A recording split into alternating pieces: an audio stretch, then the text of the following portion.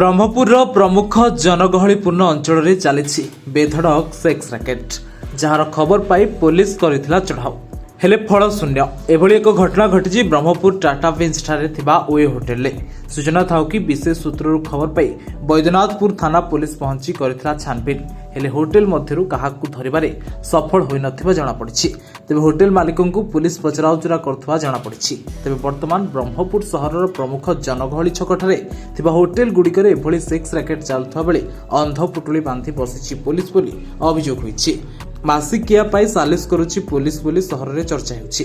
କେବଳ sex racket ନୁହେଁ, ସହରରେ ବିଭିନ୍ନ ହୋଟେଲ ଏବଂ ଭଡ଼ାଘରେ ଜୁଆ ଆଡ୍ଡା ବି ଚଳାଉଛନ୍ତି ଦଲାଲ ବୋଲି ଅଭିଯୋଗ ହେଉଛି। ବ୍ରହ୍ମପୁର ସହର ଏବଂ ଏହାର ତଳି ଅଞ୍ଚଳରେ ଏସ୍ପି ଆପତ୍ତିଜନକ କାର୍ଯ୍ୟ ପୁଲିସର ଜାଣତରେ ଚାଲିଛି ବୋଲି ମଧ୍ୟ ଅଭିଯୋଗ କରି ନିଜ ନାମ ଗୋପନ ରଖି ପ୍ରତିକ୍ରିୟା ଦେଇଛନ୍ତି ଅଭିଯୋଗକାରୀ। Bureau report, Nisarta news.